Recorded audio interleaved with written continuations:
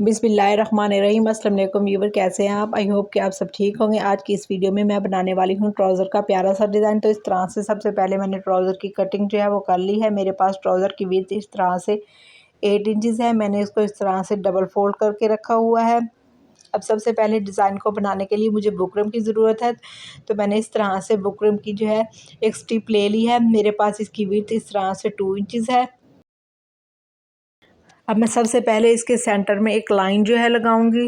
तो पहले इस तरह से 1 इंचज़ पर मार्क करते हुए इस तरह से पहले डॉट लगा लूँगी और फिर इसके सेंटर में इस तरह से हमने एक लाइन जो है वो लगा लेनी है। ये इस तरह से मैंने इस तरह से एक ढक्कन लिया है। अब सबसे पहले इस तरह से सेंटर में एक निशान लगाना है और इस तरह से ढक्कन की मदद से हम इस पर कर्व्स जो है वो ड्रॉ कर लेंगे। अब किसी भी चीज़ का ढक्कन ले लें और इस तरह से फिर कट्स जो है वो ड्रॉ कर लें। अब ये देखिए इस तरह से मैं कट्स जो है वो ड्रॉ कर लूँगी। ड्रॉ करने के बाद अब मैं इसकी कटिंग करूँगी। नए आने वालों से रिक्वेस्ट है कि प्लीज़ मेरे चैनल को सब्सक्राइब करके साथ में बेल आइकन को लाजमी प्रेस कर दें ताकि हर नई वीडियो का नोटिफिकेशन सबसे पहले आप तक पहुंच सके। इस तरह से कट्स जो है वो कट करने के बाद मैंने इस तरह से 1/2 इंच चौड़ी एक और स्ट्रिप कट कर ली है। अब मैं इसको कपड़े पर आयरन की मदद से पेस्ट कर लूँगी। ये देखिए इस तरह से कट्स के साथ मैंने इस तरह से थोड़ा सा फैब्रिक ऊपर से भी फोल्ड कर दिया, नीचे से भी छोड़ दिया है और 1/2 इंच चौड़ी स्ट्रिप को भी इस तरह से आयरन की मदद से हमने दोनों साइडों पर थोड़ा थोड़ा फोल्ड कर लिया है। ये मैंने इस तरह से 1.5 इंच चौड़ी एक और स्ट्रिप ली है। मैंने इसको इस तरह से डबल फोल्ड किया हुआ है। अब मैं इस तरह से फोल्ड करके रखूँगी और इसके किनारे पर एक सिलाई जो है वो लगा लूँगी। ये देखिए इस तरह से इसके किनारे पर सिलाई लगा लेने के बाद इसको हमने किसी पेंसिल की मदद से सीधा कर लेना है। ये देखिए इस तरह से ये थोड़ी चौड़ी है, तो इस तरह से ये पेंसिल की मदद से आसानी से सीधी जो है वो हमसे हो जाएगी।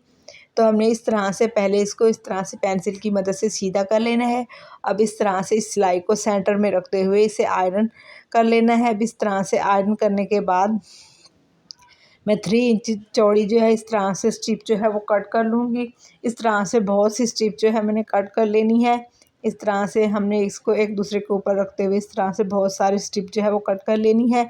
अब इसको मैं इस तरह से शलवार की उल्टी साइड पर रखूँगी और इस तरह से इन कट्स के साथ साथ सिलाई लगा लूँगी। अगर मेरी ये आज की वीडियो आपको अच्छी लगे तो प्लीज़ मेरी वीडियो को लाइक कर दो, साथ में एक प्यारा सा कमेंट करके मुझे लाजमी बताया कर कि आपको मेरी आज की ये वीडियो और आज का डिज़ाइन कैसा लगा। इन कट्स के बाहर सिलाई लगाने के बाद इसके बाहर से हमने एक्स्ट्रा फैब्रिक को इस तरह से कट कर देना है और फिर इसके साथ साथ इसके सेंटर में छोटे छोटे से हमने कट लगा लेने हैं। इस तरह से ध्यान रहे कि सिलाई हमारी कट ना हो।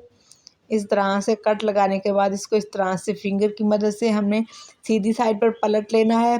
अब इस तरह से इन कट्स के ऊपर भी सिलाई जो है एक लगा लेनी है।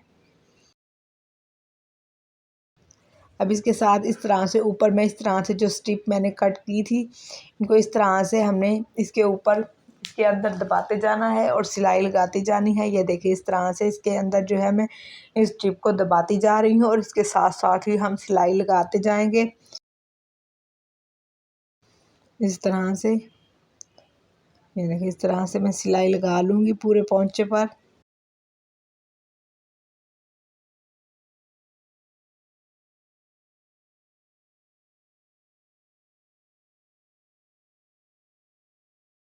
अब इसके ऊपर इस तरह से जो मैंने 1/2 इंच चौड़ी स्ट्रिप जो है फोल्ड की थी इसको इस तरह से इसके ऊपर रखूँगी और इसके दोनों किनारों पर सिलाई लगा लूँगी।